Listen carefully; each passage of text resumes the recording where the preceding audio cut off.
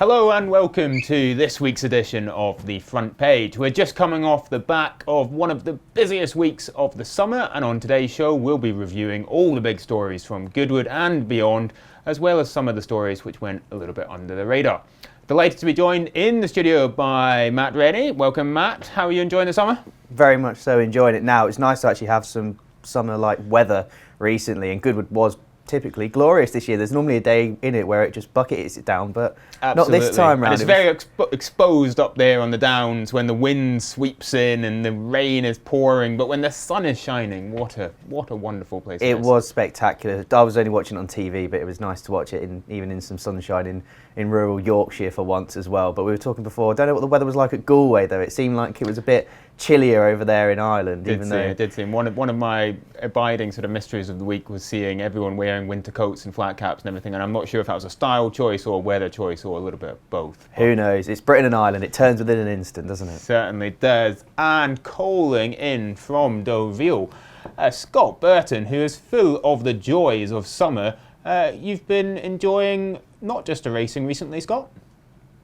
No, I've been very lucky to get along to a few of the events at the Olympic Games in Paris as well. Fantastic atmosphere down there. It doesn't actually feel like the place I live, where normally everybody's very grumpy. Very, very international feeling. You run into Brazilians and Swedish volleyball fans in the supermarket and all the rest of it. It's just fantastic down there, and I hope everybody would agree. It looks great on the television as well. There's some spectacular venues. So we had a bit of racing here in Deauville as well. So all the best of everything. Well, they certainly have made the most of that amazing urban landscape in Paris, just as Goodwood is so famous for its stunning setting. So the Paris Games has been a visual feast. And we might well return to the Olympics later in the show, but we're going to start with Goodwood because, Matt, we had a very high quality week. It was great on the course, great off the course. What was your highlight of the week? What do you think the big takeout story was? Well, one of the biggest takeouts of the week, first of all, it was a shame that Rosalind didn't turn up for the typical duel on the downs we usually get every year with the top 3-year-old milers and the older milers. For me, it was the Group 2 King George Qatar Stakes on the Friday. I was really taken by how brilliant the race was itself. It was a thrilling finish, Big Ev's getting one over again on Asfoora, and it probably gave more questions coming out of it than answers in an excited way to look forward to for the rest of the season. We know Asfoora had the measure of Big Ev's in the King Charles III Stakes at Ascot. Big Ev's turns it over at Goodwood, and now they're going to hopefully meet up in the Nunthorpe Stakes again for that decisive rematch. And I know it was Group 2 all in name, but it was basically a Group 1 in running with the stars it had. And it was really nice that sometimes Goodwood, obviously 5 days, it's a long 5 days, but the fact we had such a star-studded sprint on that Friday prolonged that excitement and anticipation of the week rather than just coming towards a damp squib. The sprinters get a pretty dismal reception in this country. Everyone slags off the lack of depth in the field. Asfoora famously is somewhere around the 5,000th best sprinter in Australia. But it was a thrilling race. Big Ev's is a horse that's almost impossible not to love. Back to making all from the front, showing that electric pace and just holding off Asfoora. Fantastic, teeing it up for York beautifully. How do you see round 3 going? Oh, I'm all over Asfoora. I think she ran a stormer at Goodwood, and she comes out £6 better off when the two meet in the Nunthorpe Stakes. Big Ev's actually has to give her £1 when they meet at York later this month. And I really like her. I've developed a soft spot for her this summer because you're right, I think people have been really unfair towards her. There's been a crabbing of the sprinting division in general this season, yet it's produced probably the best finishes we've had so far and the best contests. The King Charles III Stakes was a great race. Obviously, the Queen Elizabeth Jubilee Stakes, Carden won it for the second year in a row. Might not be the best race, but a lovely story there. The July Cup was a thrilling finish again with Millstream, and now we've had the King George Qatar Stakes produced, another fascinating rematch. So I think we need to put a bit more respect on the name of the horses in those divisions. Big Ev's, wonderful horse. He's a bit of a ticking time bomb, isn't he? You go from the front and you can only hold out for 5 furlongs for as long as you can with him. But it's great, in a way that we've also got this England-Australia old enemy rivalry taking place this summer as well. As I said to someone a few days ago, it's rarely I have a soft spot for an Australian, but Asfoora is definitely one there. I think she's great. I think it's great that Henry Dwyer's come over and campaigned as aggressively as he has done.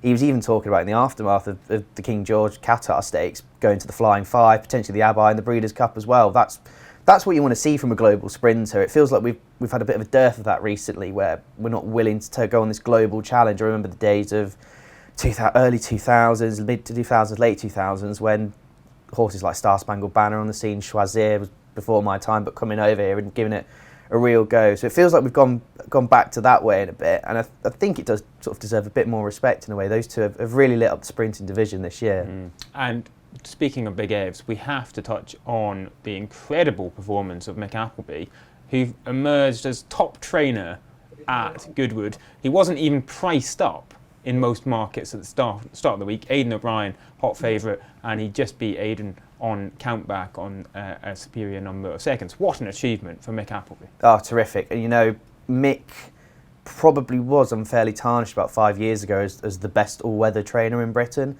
and since then he won countless all-weather championship trainer titles, but he's built up a real formidable flat string now, really. And if you are looking to come into the sport as an owner, especially if you've got a sprinter, you're going to go to Mick Appleby probably, because he can get the best out of them on a consistent basis now. It's great, and I think in a way that's how Goodwood, Glorious Goodwood works. The 5 days, it's not just complete top level racing. We have got the handicaps, we have got the nurseries, and we've got the maidens, and it gives trainers the chance, like Mick Appleby, the chance to really, put their mark against the bigger yards. But in saying that, he also had a Group 3 winner, and he had a horse finish third in the Volcom as well. So he's got a real good team of juveniles coming up, and he's taking on the top trainers and getting the rewards as well. I think earlier on in the week, when we looked at the Goodwood Cup, the Sussex and the Nassau going to Coolmore and Godolphin, we thought it might be a similar outcome. But it's a great story, and it's really good for Britain and British racing, I think, as a whole. National hunt racing, we saw that Willie Mullins is the monopoly. In flat, we're more used to Ballydoyle and Godolphin being the monopolies. So it's great that we've had a chance to be able to get someone new to the top of the podium, really. And that is the sort of beauty, or the curse of Goodwood, depending on which way your money's gone. There are so many variables. It's a hard luck track. It does throw up surprises. But I guess not a massive surprise was Notable Speech winning in the Sussex, albeit pretty friendless in the market. And Henry Longfellow really was expected to do better than he did. Perhaps the ghost in the room was Rosalian, who didn't turn up, thus depriving us of the rematch between the two of them. What did you make of the Sussex? Was it a bounce back to form by Notable Speech, or was it actually just a very soft race? To an extent, I think it was a slightly softer race. I think the 3-year-olds are still miles clear of the older horses at this stage. The litmus test will be Charon in the Jacques Le Marat this coming Sunday for the older horses, but watching the race back, I just feel it would have been set up perfectly for Rosalian for his, his blistering turn of foot on the outset. It would have been Camford Cliff's 2010-esque for the Hannon team. And it was a real shame, and so unfortunate that he was ruled out. And he was thinking afterwards, well, where might we see this next rematch? It possibly won't be on British shores for this season anyway. It could be next season. Obviously, Richard spoke about wanting to keep Rosalian train as a 4-year-old, and hopefully Godolphin keep Notable Speech and train as well. But now he's done his 2,000 in Guineas and Sussex Stakes double, first since Franco in 2011, which makes him a sort of an exciting stallion prospect. But the mile group one we've got left in Britain is the QE2 at the end of the season, where 9 times out of 10 you can put your bottom dollar on it that it's going to be soft ground. Rosalian likes fast ground, so too does Notable Speech in a way. It's probably going to be in the Breeders' Cup Mile that they next meet, so that'll be fascinating. Obviously round a tight bend around Delmar to see how it goes, but it's a shame that we're not going to see it on British soil again. Obviously it was mitigating factors, really. I do think Rosalian would have won though, and I do think he's the outstanding 3-year-old this year by far. It's very disappointing to see Henry Longfellow. He's hard to get a mark on, really, and where he goes to win a Group 1 next, or tries to win a Group 1 next, I don't particularly know. The Prix de Moulin maybe, because it can turn up a bit weaker than some other Group 1s, but yeah, funny one. Well, very disappointing by Henry Longfellow. I'm going to bring in Scott here, because one of the Coolmore horses who certainly wasn't disappointing, in fact bounced back to fulfil some of the promise that Connections felt that she held was Opera Singer, who has now put herself very firmly in the mix for the Arc. Best price, but 10-1 now after her Nassau victory. Scott, what did you make of Opera Singer, and how do you rate her chances at Longchamp? Oh, she's definitely a player, isn't she? It's interesting. Lee Moss had picked up in his colour. I think he was speaking to Michael Tabor and Aidan O'Brien after the race. But I remember going back to the pre-Marcel Boussac on Arc Day last year when she was really, really impressive. And Aidan came into the press conference and basically repeated what Ryan Moore had said when he got off her, which is, we'll be back here winning the Arc with this filly next year. And it would be lovely to think that they really will now target that race. It's quite extraordinary to me that Aidan, for all the Group 1 brilliance and the races he's won around the world, has actually got a very moderate Arc record, apart from the historic performance of saddling the first 3 home in 2016, which I don't think any of us will ever see again. But I think she's built for the race, really. She's a really physically imposing filly. She won't look out of place against the 3-year-old colts and the older horses as well. She's really built for the job, and she looks, when you see her in the paddock, she looks like the sort of filly that would actually enjoy a little bit of cut in the ground. It was very quick ground at Longchamp last year, and she handled it absolutely fine. It was obviously pretty rapid at Goodwood as well, but she just looks like she's been waiting for this step up in trip. She took the 10 furlongs actually absolutely fine, and I'd be pretty confident that she'll get a 1.5 miles as well. So she's a big player. Just going back very quickly to the Sussex, Notable Speech was obviously very, very good, and it was a good ride from William Buick, who knew the cutaway rail was coming. I just think going forward, Maljean ran a huge race. On the sectional times, he ran a faster time in 3 of the last 4 furlongs to the Notable Speech. But obviously, Tom Marquand was 1 further back behind Notable Speech and had to pull out wide coming around the rest of them. And the only furlong in the last half a mile where he was slower was in the final furlong. He was kind of paying for his efforts slightly. But I think with the blinkers, if they were to aim for the Prix de Moulin or something like that with him, I think he's a horse that's always looked like he might have a Group 1 day in him. And I thought that was a serious performance from him. And from that point of view, we should maybe not bag Notable Speech too much. You could say that the race obviously lacked Rosalian, but I thought it was a good performance, and he'd be carrying a little bit of my money next time. And if you were taking a look at the Arc market right now, Scott, where would your money be going in that contest? It's a bit boring to say the favourite, but Luc de Vega looked very, very good in the Prix de Jockey Club. He's going to be given this classic sort of French prep, put away for the summer, come back for the Prix Niel.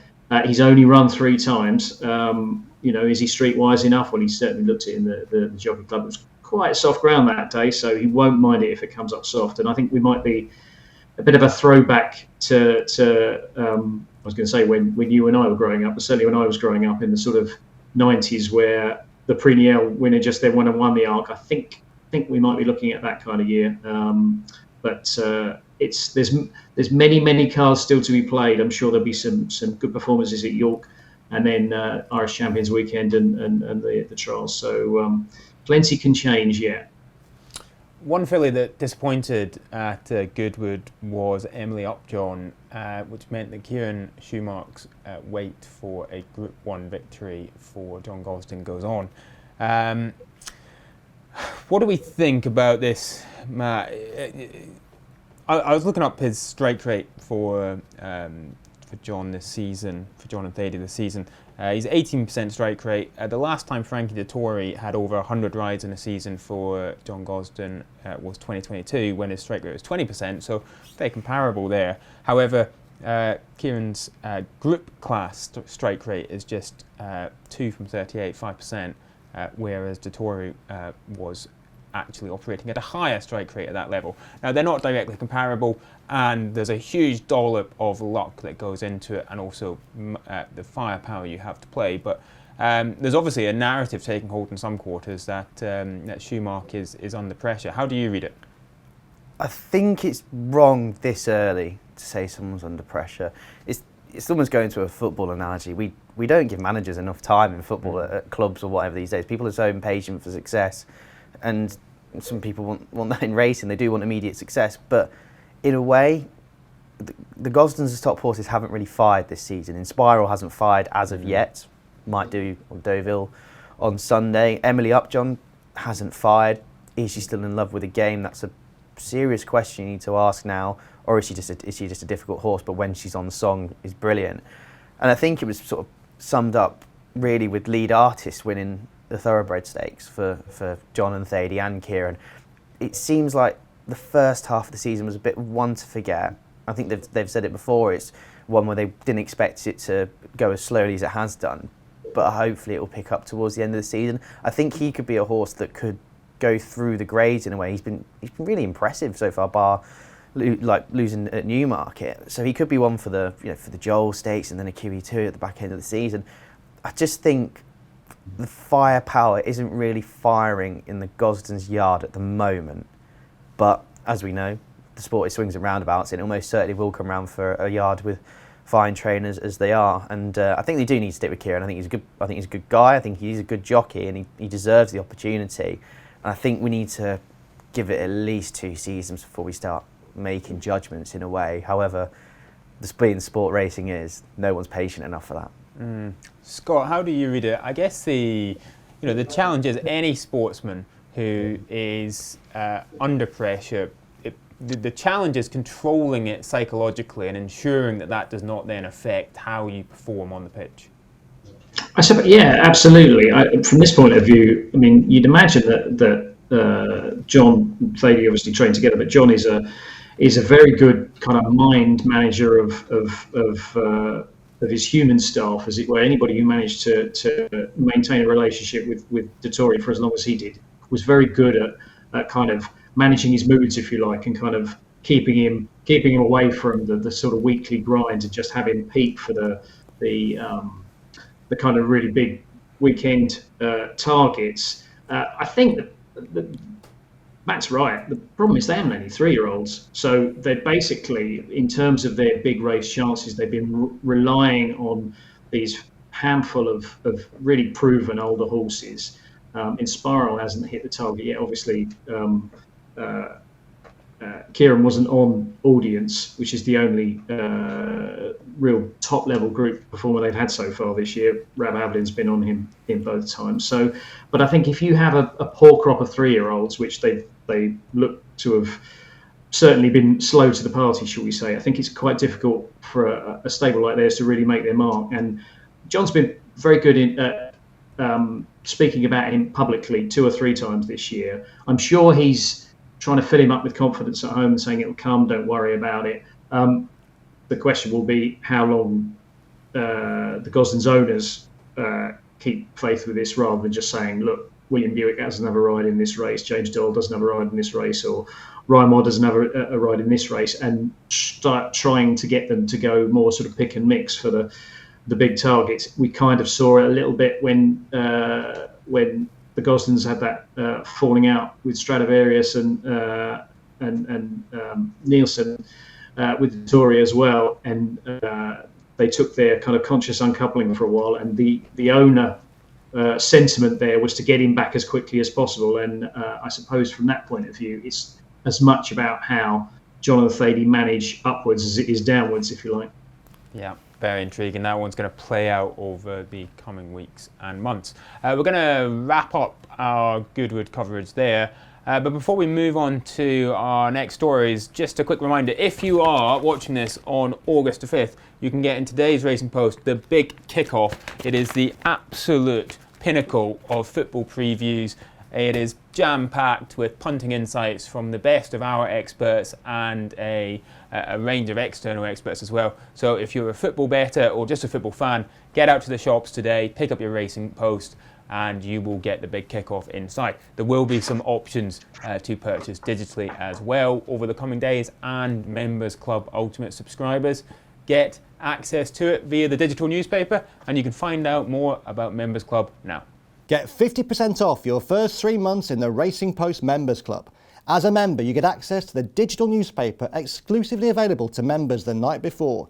You'll get daily tips from the likes of Pricewise Tom Siegel, Robbie Wilders and Paul Keeley. Enjoy award-winning journalism from the industry's best writers and watch replays from all British and Irish racing, now available within the Racing Post app. Subscribe today and get 50% off your first 3 months membership.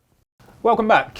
We are now going to rattle through a few of the week's bigger stories in a rapid fire section. We're going to start with the latest in the Flutter and Arc media rights shenanigans, Matt.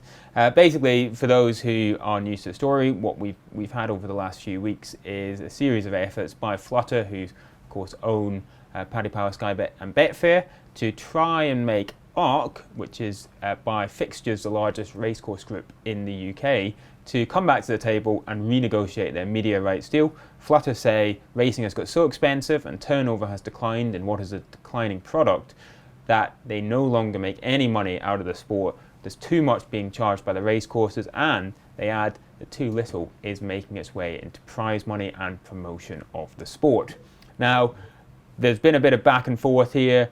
Arc initially responded to Flutter's first efforts to not bet on a fixture with a legal letter, which caused a pretty rapid U-turn from Flutter, and they subsequently have tried some other techniques, which they obviously feel, I think rightly, that they are within the terms of their contract. And so initially they were only betting to SP and only betting to SP 15 minutes before the races started. But last week at two ARC meetings on Sky Bet, they did not bet at all on the meetings and they simply streamed them live. So obviously feeling that streaming races, not betting on races, being the key thing. Now what they're trying to do here, I guess, is demonstrate to ARC that if they don't bet on the races, that they will see a decline in their revenues, and they're probably also experimenting internally. What is the impact if we don't cover all racing and in fact just offer our customers a subsection of the available action? What a difficult situation this is. No sign of this ending, Matt, and ultimately, obviously, customers of these firms are left in a situation fairly unsatisfactory that there's always a risk they're not going to be able to bet on some of the action. Yeah, very much so. I think you said it's long, and it seems like it's going to be quite a tiresome battle in a way, back and forth with two sides who aren't really willing to stand down currently and come together for the better of the sport in a way. Obviously, Sky Bet, you said, no betting at all at Yarmouth and Bath last week. They're sort of, you said, testing the waters, pushing the parameters a little bit more to see what the impact is and making their point known.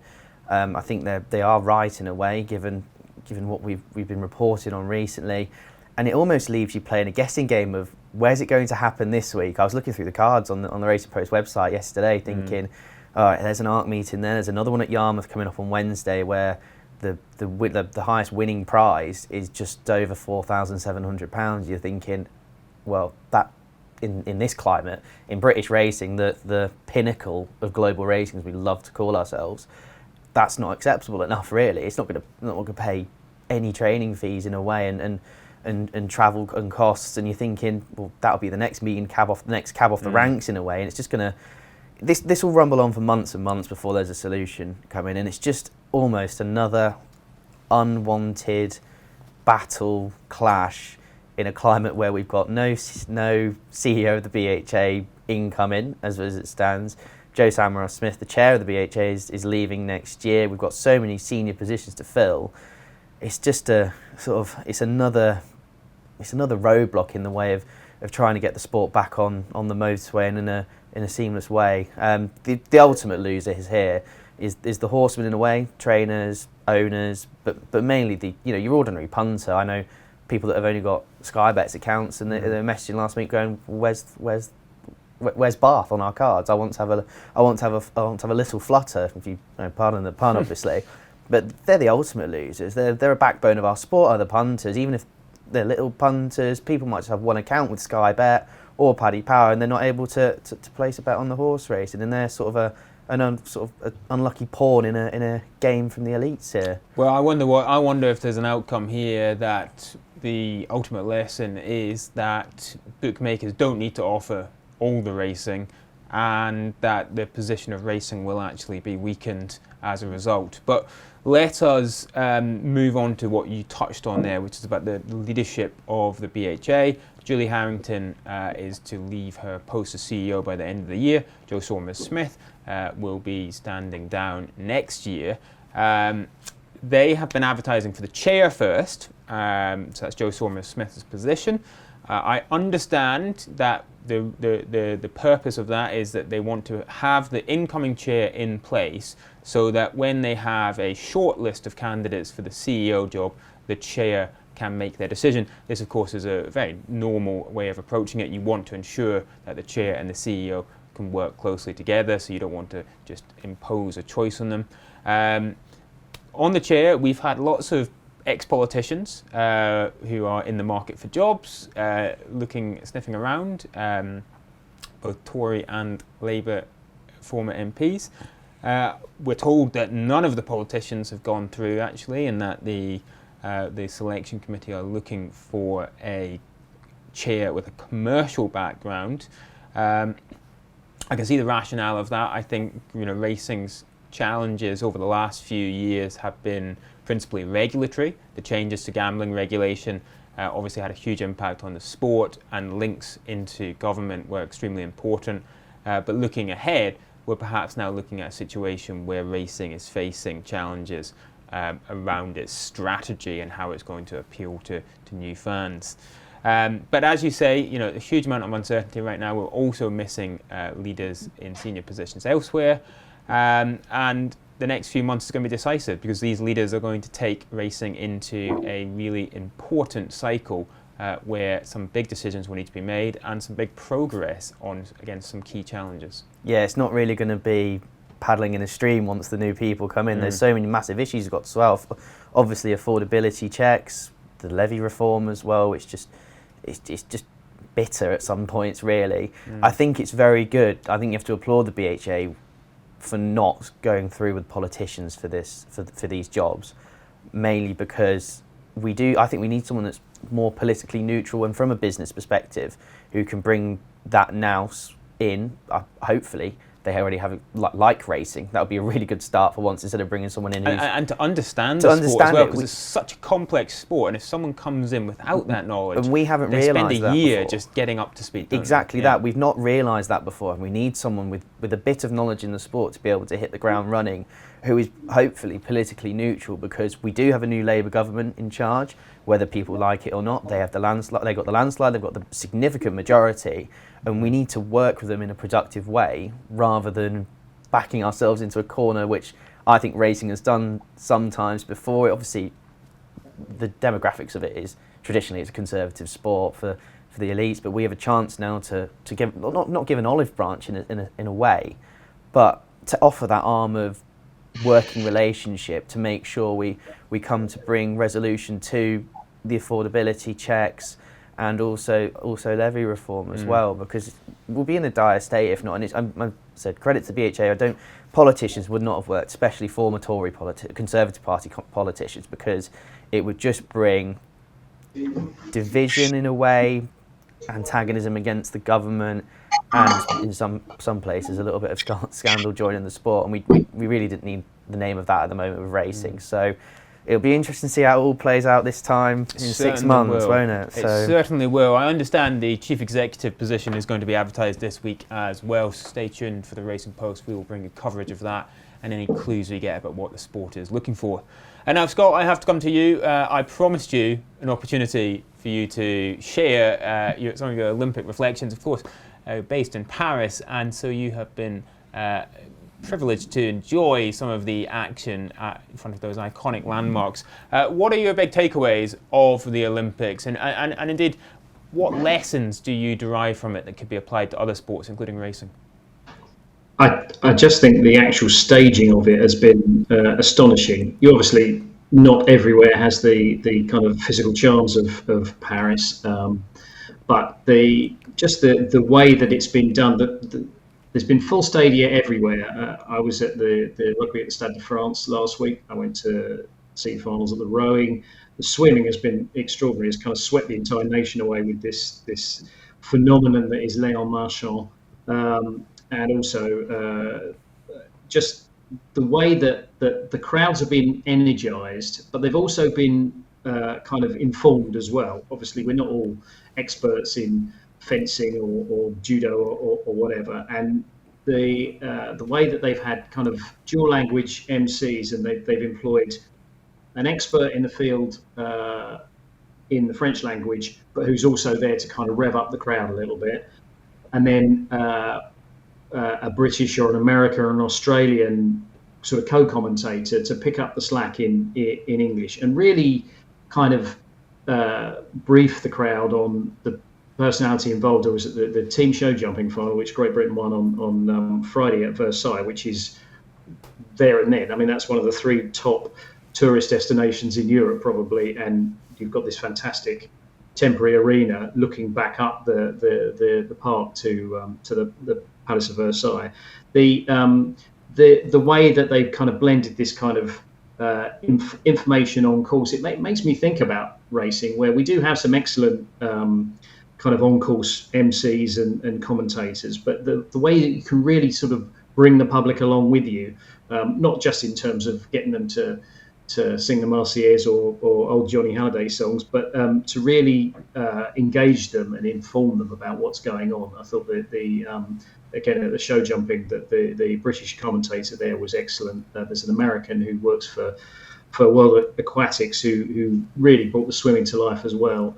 So that, and combined with the actual son et lumière, if you like, the light shows and all the rest of it. I don't know if you saw the 100 metres final last night, but the sight from above the stadium of the lights going out and the kind of lasers and people's phones and all the rest of it, it was like being at a rock concert almost, and then you get these fantastic performances on top of it. So it's been fantastic from that point of view.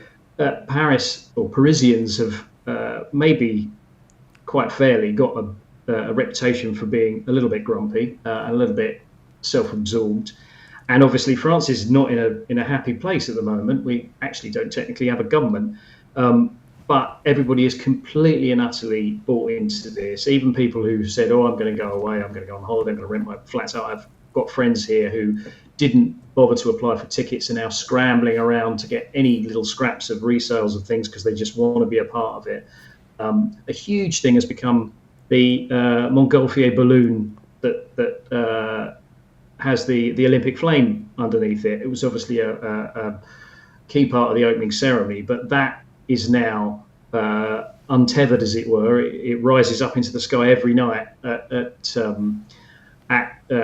sunset and is up until 2 a.m. And people are coming out in their thousands on the street just to see this illuminated balloon. It's just an unbelievable sight. So just the road race the other day as well, the cycling road race.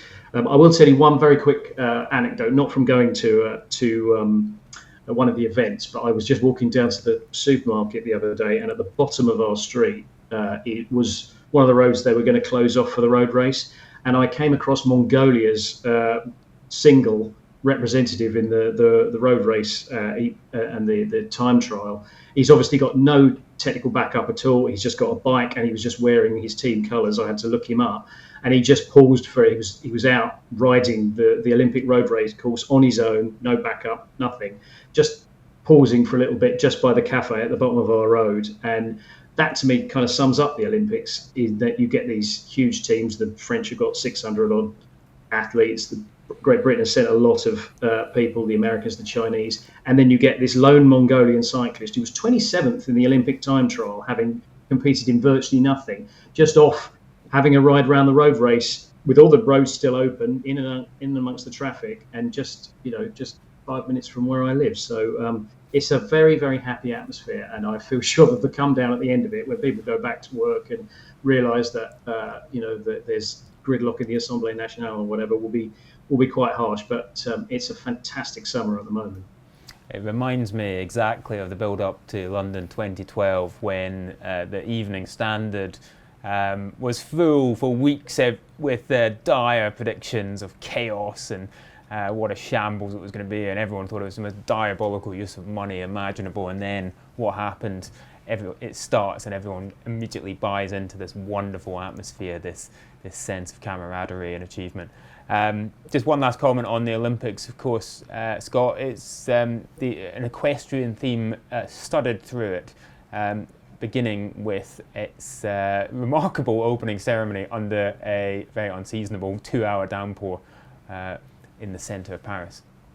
Yeah, the metallic horse and the mystery cavalier who were sped along the Seine. It took a year to build the submarine trimaran that carried her along, and actually the rider turned out to be one of the engineers who designed this mechanical horse, which is actually slightly bigger than life size. It's 1.80 meter, I think, and it was an astonishing sight, not least because when you see other people who have nothing to do with horses representing horses, they tend to give them really weird actions. They look like some sort of arcade game, and they clearly really studied the movement of a horse in motion, of a horse galloping, and it was just an extraordinary sight. And the same firm also actually built the cauldron as well, so they had a nervous 10 minutes or so, but speeding along the Seine, and then by a trick of the camera transforming into a real-life rider and a horse who led all 205 flag bearers up the concourse at Trocadero before they raised the Olympic flag. I think unfortunately they raised it the wrong way up, but you can't get everything right. It's an opening ceremony which seems to have divided quite a lot of opinion in reading the British media, but the public opinion poll here gave it a 96% approval rating, which in a country where most people can't even decide what cheese to have before their dessert, you'd get a disagreement if you've got 3 people over that, is an extraordinary thing. And I think Thomas Joly and the people who designed that opening ceremony, and quite a lot of the ceremonials that have gone around the events themselves, really deserve huge plaudits, because they dreamt big. And if 9 out of the 10 things you try come off, it'll look spectacular. And the metallic horse was it brought a lump to my throat anyway. It certainly was a spectacular conclusion to the opening ceremony. We will be back in just a second after another very quick commercial break.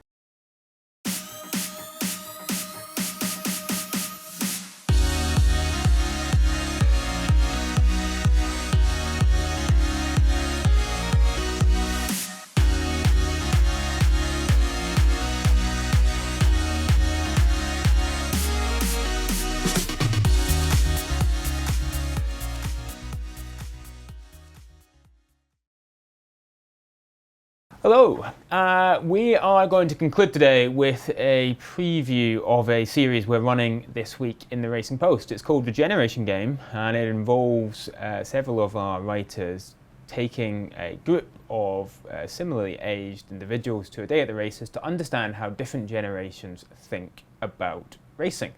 And very fortunately, in the studio today, definitely on purpose, we are representing 3 different generations. We've got Matt here, who is a very youthful looking 25, fair play to you. You represent therefore Gen Z? Yeah, Gen Z, correct? Gen Z, yeah. 25, feeling 45 at the moment, with my achy body from cricket at the weekend, but yeah, Gen Z. Oh, just you wait, just you wait. Yeah, I know, it's going to get worse and worse from here, isn't it? Well, that's it. And I'm 37, so I am bang in the millennial world. And Scott, you are Gen X, the one everyone forgets. That is exactly the one everybody forgets. Exactly the one that gets lost between millennials and baby boomers. But yes, I'm 54 for full disclosure. So there we go. We're not representing the baby boomers, but the baby boomers are represented in our series. In fact, they're the first ones. That piece will be live on Monday evening online and in Tuesday's newspaper. So what we are trying to learn through this series is how different generations think about racing and indeed consuming sport more generally. One of the most sort of obvious things is just the way we consume media has changed significantly through generations. If you look at, for example, minutes of TV watched per week. It just goes down by cohort.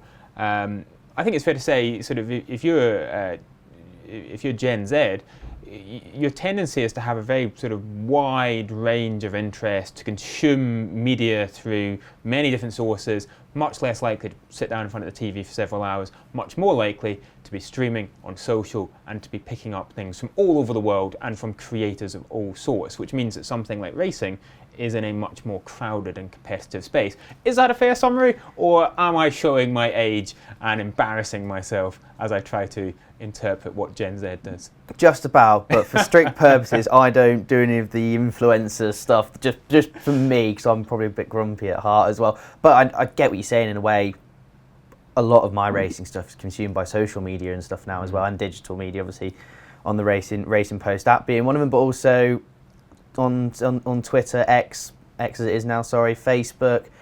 If I'm out and about, I might not be in for the feature race, the Stewards Cup. I wasn't watching the Stewards Cup on Saturday because I was out and about, but I will just go quickly onto social media and watch the clip of the final 2 furlongs of the race. I think that's just how everyone seems to be busy these days and on their phones and wants to consume something quickly, really, really quickly, like rapidly quick, and might not have the patience or the time to watch ITV racing for 2 hours on a Saturday. And that's one of the things. There was a very interesting report put out by Sky actually recently, obviously with a slightly vested interest in this, but they were looking at how different generations consume sport, and there's a massive drop off in the amount of live games watched in younger generations.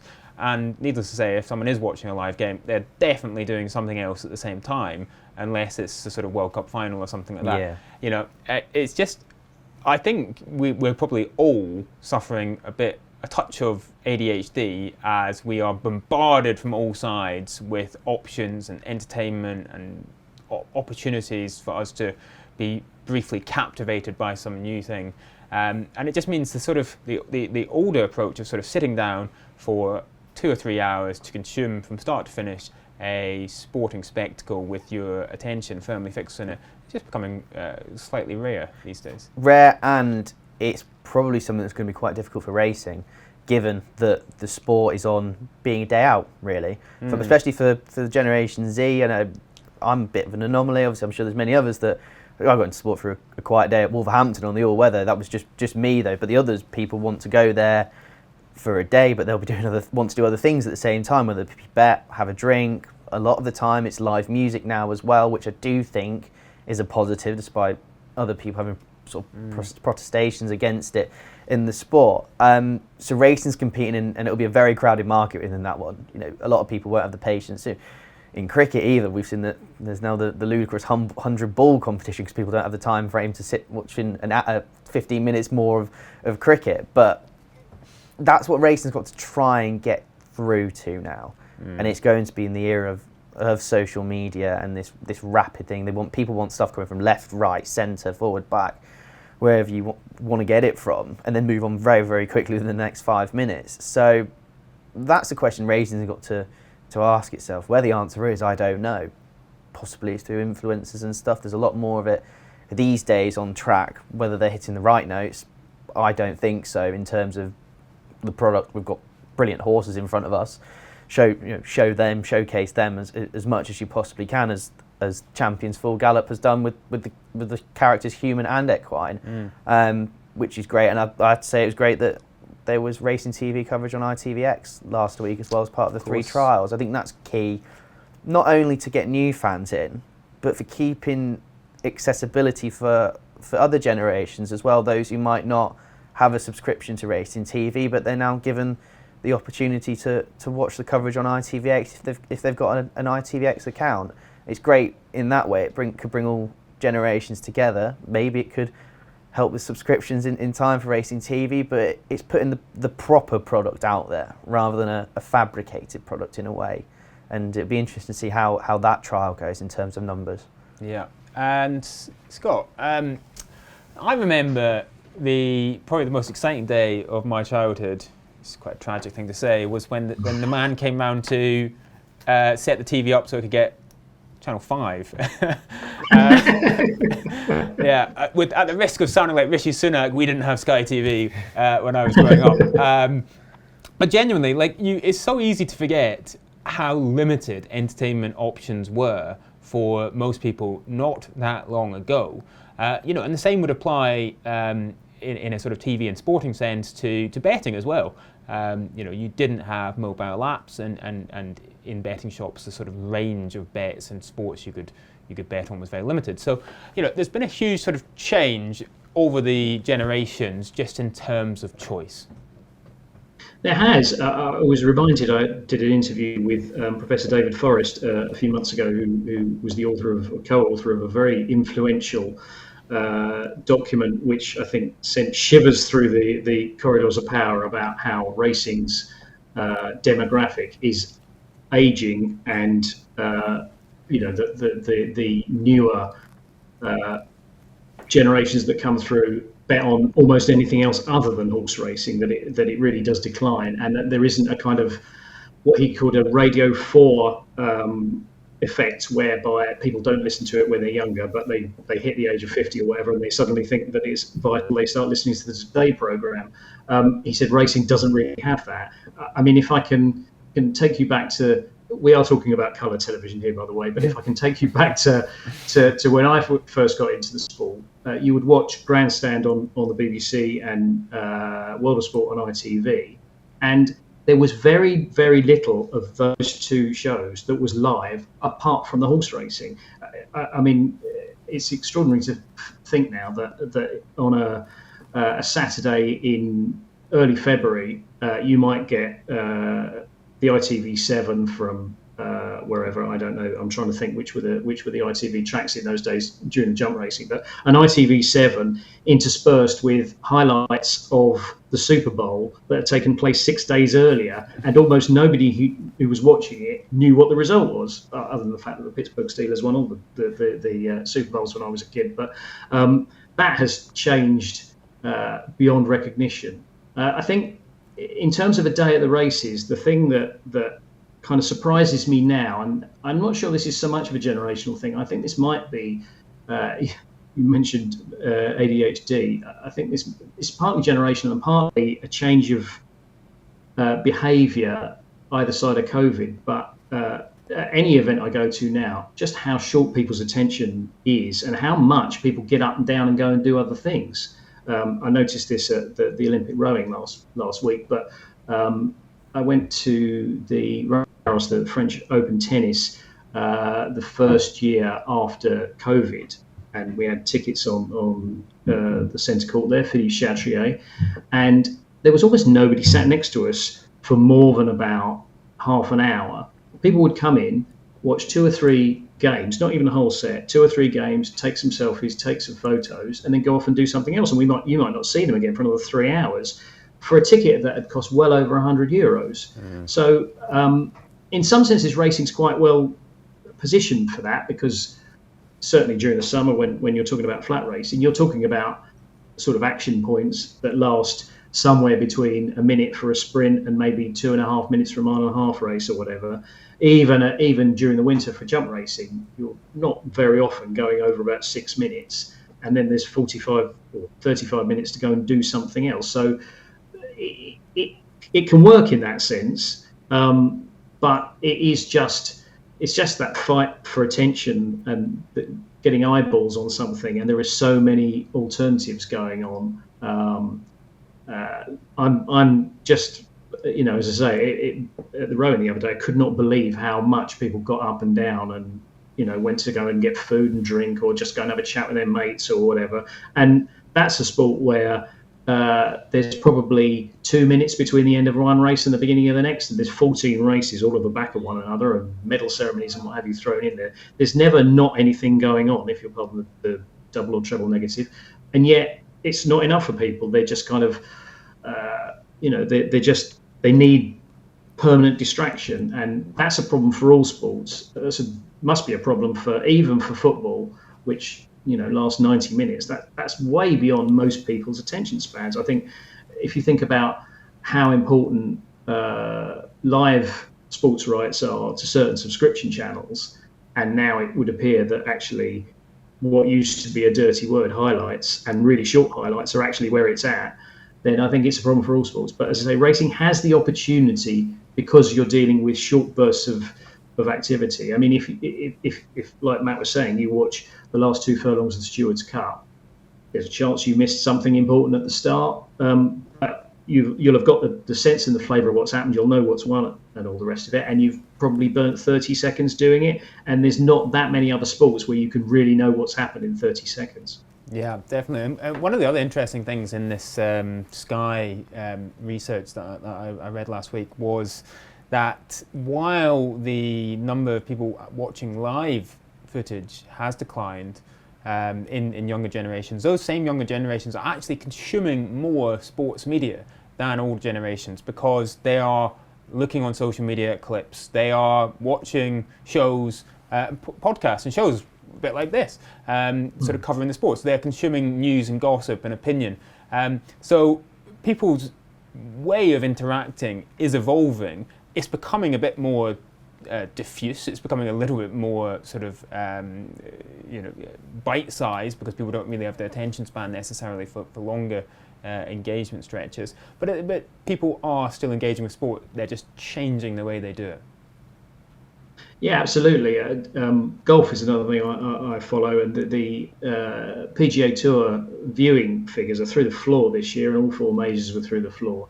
And the authorities in America have started, Nielsen are the company that have for years and years and years done viewing figures, and they've started adding streaming figures, social downloads, anything they can, not just to massage the figures, but actually to try and give value to the contract. NBC has some of the contracts at the moment, CBS has some of it. When it comes to renegotiating it, those sports need to demonstrate that they still have a reach, and the same will be true when various racing contracts come up. Even going back to a previous conversation, the idea of what bookmakers pay for media rights to stream into their shops as well as on phones and what have you.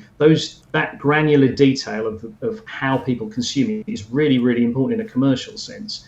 And again, I do think that even if betting on horse racing is a declining share of the pie of overall betting, I think, as I say, something which is punctual and periodical and by its very nature short, really, it's almost designed to be to work for generations with shorter attention spans, and so it's just a case of coming up with a way of consuming product, a kind of a business model, if you like, that works for people.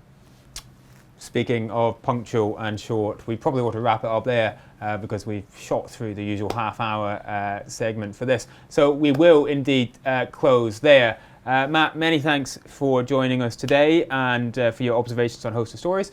Scott, likewise, thank you very much. You're going to sprint back to Paris now and enjoy some more of that fabulous Olympics atmosphere. And thank you very much to you at home for joining us. Please do stay tuned to the Racing Post through the week, including on our YouTube channel, where we will have one last plug for the big kickoff. We will have the video accompaniment for that going live pretty soon.